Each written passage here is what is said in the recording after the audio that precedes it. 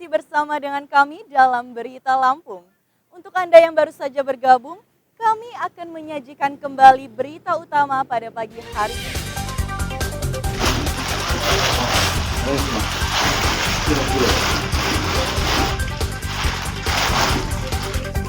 Pasangan suami istri di Lampung Timur ditangkap karena jadi pengedar ganja. Mbak, ada masalah yang ada? Ada. Mbak.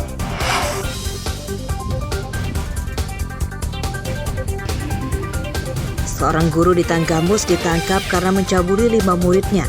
Pencabulan bermodus ritual pemasangan susuk.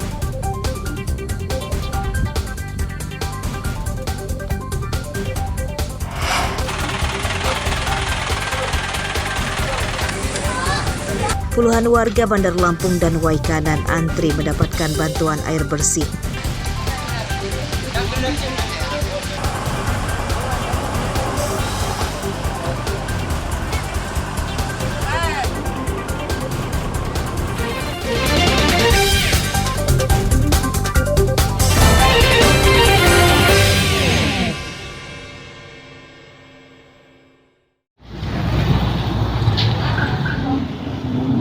Meski masuk wilayah perkotaan, ternyata tidak menjamin akan bebas dari jalan rusak.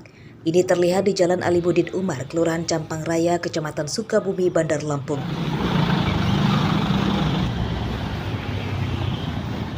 Pengendara motor atau mobil yang melintas harus bersiap-siap merasakan sensasi naik kuda karena banyaknya lubang di sepanjang jalan. Jika tidak ingin terjungkal dan jatuh, pengendara harus melintas ekstra hati-hati.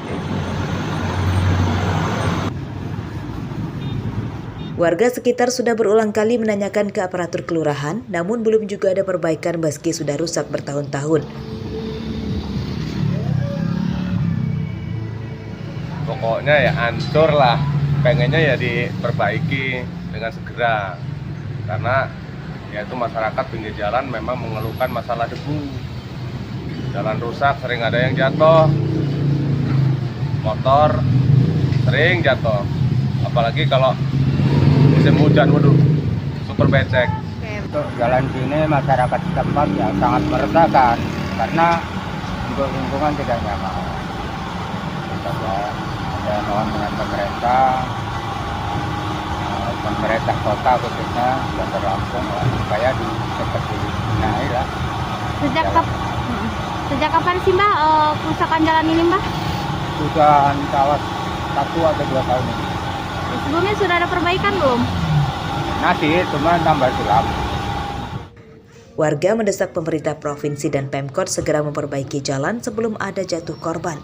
Belum lagi ancaman penyakit pernafasan akibat debu tebal karena sudah memasuki musim kemarau. Jeffrey Arifin melaporkan dari Bandar Lampung.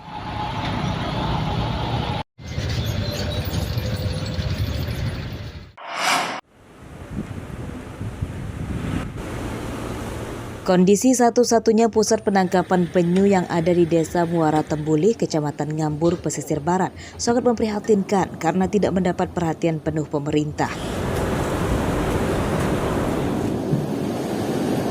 Banyak fasilitas pendukung penting yang tidak memadai bahkan sudah rusak. Misalnya fasilitas penetasan dan pembesaran tuki atau anak penyu yang masih sangat sederhana.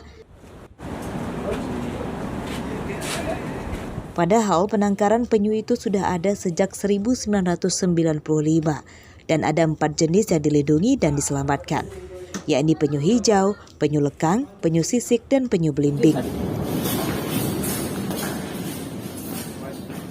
Meski minim perhatian, pengelola penangkaran penyu tetap berupaya agar hewan purba itu tidak punah. Salah satunya dengan mengedukasi nelayan dan warga tidak memburu penyu dan telurnya.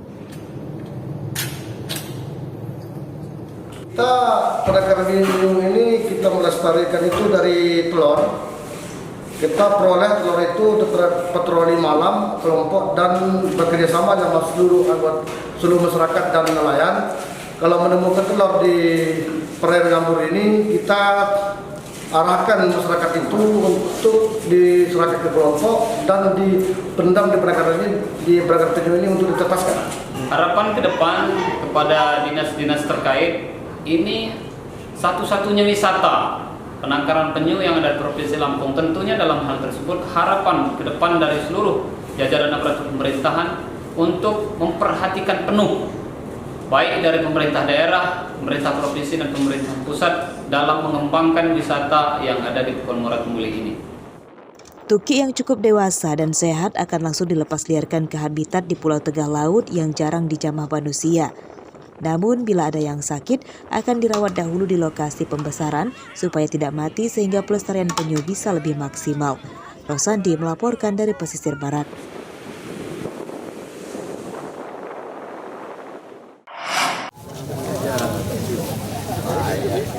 Desa Penawarejo, Kecamatan Banjarmargo, Tulang Bawang ditunjuk sebagai kampung kerukunan oleh Kejaksaan Tinggi Lampung. Desa ini sebagai percontohan tingginya toleransi dan kerukunan antar warga dan agama. Penilaian desa kerukunan, yakni minim kriminalitas dan terdapat 5 agama di desa ini. Berikut tempat ibadahnya. Tim penilaian dari Kejaksaan Tinggi itu diberi nama Tim Pakem atau Tim Pengawasan Aliran Kepercayaan dan Aliran Keagamaan Masyarakat. Bisa hidup rukun tanpa ada gesekan-gesekan. Ya, masing-masing bisa menjalankan ibadah dan keyakinan masing-masing tanpa ada gangguan, tanpa ada yang merasa paling benar dan menyalahkan pemeluk agama lainnya. Jadi bukan berarti masing-masing menjalankan seluruh agama, tidak. Masing-masing pemeluk agama menjalankan agama masing-masing dengan tenang, tidak ada gangguan dari pihak lain. Bahwa sebetulnya kerukunan itu merupakan budaya, mulai dari leluhur kita dulu sampai akhir nanti. Tapi akhir-akhir ini kan ada anasir-anasir yang dapat meletakkan cermin kebangsaan kita. Nah, oleh karena itu, melalui ini kita hanya segarkan ulang bahwa kita itu harus rukun. Apapun agamanya, apapun pemahamannya, tetap kita harus menjaga kerukunan. Apalagi sekarang tahun politik yang rentan sekali akan adanya gesekan-gesekan. Diresmikannya kampung kerukunan untuk mencegah gesekan-gesekan dengan perbedaan baik dari agama, etnis, dan lainnya. Kampung kerukunan akan didirikan di daerah lain di Lampung dengan kriteria yang sama.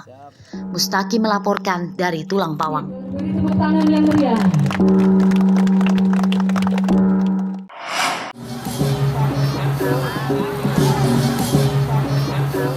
Warga umat Hindu di Desa Sumbernadi, Kecamatan Ketapang, Lampung Selatan beramai-ramai mengusung bade atau tempat jasad sebelum menggelar upacara ngaben massal di sebuah lahan terbuka.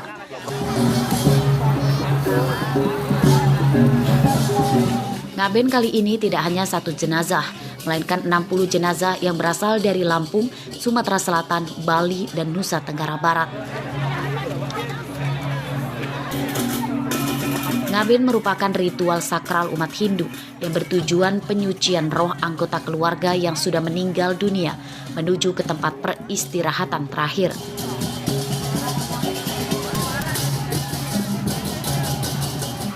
Rangkaian kegiatan ngaben ada 10 tahapan, yakni ngupali atau pemanggilan sang atma, nyirami atau memandikan jenazah, lalu ngajum kajang, yaitu penulisan aksara magis di kertas putih oleh pemangku adat.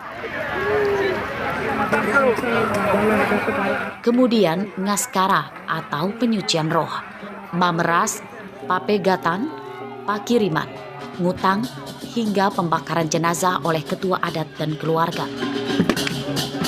Pesan moral yang hendak disampaikan dalam ngaben ini adalah sebuah ejawantahan daripada ajaran agama Hindu, yaitu Trihita Karana.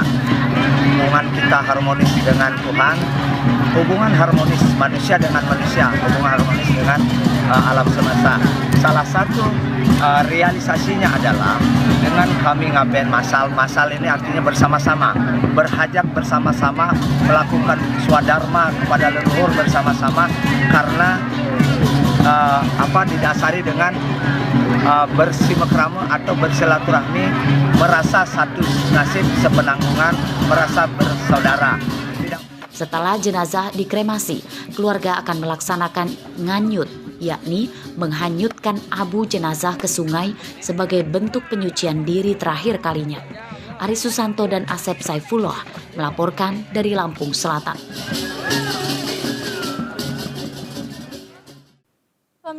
informasi tadi sekaligus menutup perjumpaan kita pada pagi hari ini. Saya Vika Rana dan seluruh tim redaksi pamit undur diri. Selamat beraktivitas dan sampai jumpa.